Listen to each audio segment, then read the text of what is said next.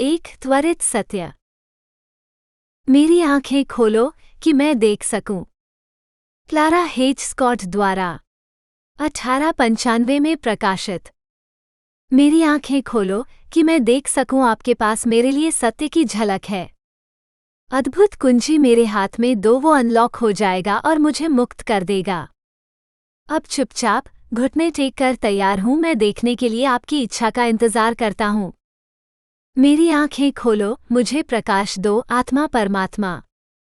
मेरे कान खोलो कि मैं सुन सकूं सत्य की आवाज़ें आप इतनी स्पष्टता से भेजते हैं। और जब संदेश मेरे कान में सुनाई देता है, सब झूठ गायब हो जाएगा। अब चुपचाप घुटने टेक कर तैयार हूं, मैं देखने के लिए आपकी इच्छा का इंतजार करता हूं। मेरे कान खोलो, मुझे प्रकाश दो, आत्मा परमात्मा। मेरा मुंह खोलो और मुझे सहन करने दो खुशी से हर जगह गर्म सच्चाई।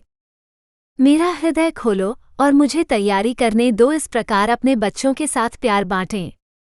अब चुपचाप घुटने टेक कर तैयार हूं, मैं देखने के लिए आपकी इच्छा का इंतजार करता हूं। मेरा दिल खोलो, मुझे रोशन करो, आत्मा परमात्मा। अध्याय 1 क्या हुआ? पूरे ग्रह से लाखों लोग गायब हो गए हैं। यह एक ऐसी घटना है जिसे हमने रैप्चर कहा है। शब्द रैप्चर, इसका अर्थ है जब्त किया जाना, ले जाया जाना, छीन लिया जाना या अस्तित्व के किसी अन्य स्थान पर ले जाया जाना। आपको ये शब्द नहीं मिलेगा रैप्चर अधिकांश बाइबल अनुवादों में। इसके बजाय आपको संभवतः पकड़ा गया वाक्यांश मिलेगा। लैटिन में पकड़ा गया शब्द है रैपियो और यहीं से हमें अंग्रेजी शब्द मिलता है रैप्चर। यहाँ बाइबल से रैप्चर अंशों में से एक है जो बताता है कि क्या हुआ था, और भी बहुत कुछ हैं जिनके बारे में मैं इस पुस्तक में बाद में विस्तार से बताऊंगा। हे भाइयों, हम नहीं चाहते कि तुम सो गए लोगों के विषय में अज्ञान रहो। कहीं ऐसा न हो कि तुम औरों की नाई शोक करो जो आशाहीन है, क्योंकि यदि हम प्रतीति करते हैं कि यीशु मरा और जी उठा, तो वैसे ही परमेश्वर भी उन्हें जो यीशु में सो गए हैं उसके साथ ले आएगा। इसलिए हम प्रभु के वचन के द्वारा तुमसे कहते हैं कि हम जो जीवित हैं और प्रभु के आने तक बचे रहेंगे, सो गए लोगों से किसी रीति से आगे न बढ़ेंगे, क्योंकि प्रभु आप ही स्वर्ग से उतरेगा। उस समय ललकार और प्रधान दूत का शब्द सुनाई देगा और परमेश्वर की तुरही फूंकी जाएगी। जो मसीह में मरे हैं वे पहले जी उठेंगे, तब हम जो जीवित हैं और बचे रहेंगे उनके साथ बादलों पर उठा लिए जाएंगे कि हवा में प्रभु से मिलें। इस रीति से हम सदा प्रभु के साथ रहेंगे। इसलिए इन बातों से एक दूसरे को शांति दो। प्रथम थिस्सलुनीकियों 4:13-18। यह अनुच्छेद हमें बताता है कि यीशु प्रभु ने उन सभी लोगों को इकट्ठा किया जो मानते थे कि वो मर गया और फिर से जी उठा। ये लोग आस्तिक थे। उसने विश्वासियों के दो समूहों को इकट्ठा किया। सबसे पहले वे जो विश्वास करते थे और पहले ही मर चुके थे, जिन्हें आप मसीह में मृत और यीशु में सो गए के रूप में पढ़ते हैं। दूसरे वे जो विश्वास करते थे और अब तक जीवित थे। वो उन सभी से बादलों में मिला।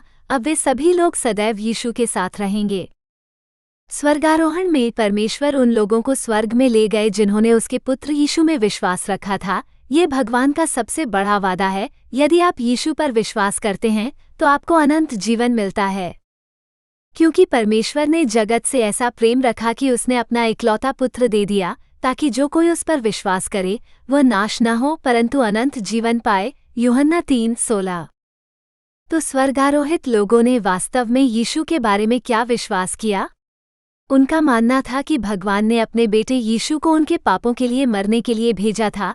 उनका ये भी मानना था कि यीशु मरे नहीं थे, कि वो कब्र से उठा और साबित कर दिया कि वो देह में परमेश्वर है।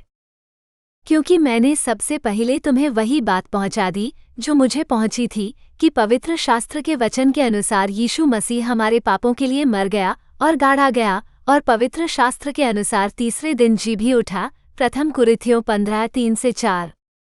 आप देखिए, हम सभी ने पाप किया है और उसके कारण हम सभी मृत्यु और ईश्वर से अलग होकर अनंत जीवन के पात्र हैं।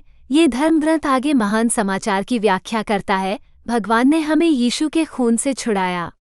जिन लोगों को स्वर्गारोहित किया गया वे समझ गए कि जब आप यीशु ने जो किया उस पर अपना विश्वास रखते हैं तो भगवान आपको धर्मी मानते हैं।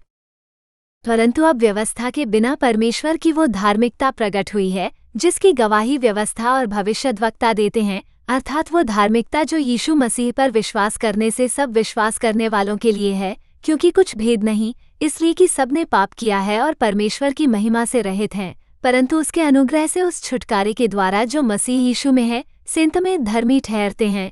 उसे परमेश्वर ने अपने लोहू के कारण विश्वास करने से प्रायश्चित करके भेजा कि अपनी धार्मिकता प्रकट करे, कि परमेश्वर की सहनशीलता से पिछले पापों को क्षमा करके इस समय भी अपनी धार्मिकता प्रकट करे कि वो आप ही धर्मी ठहरे और यीशु पर विश्वास करने वालों को भी धर्मी ठहराने वाला हो।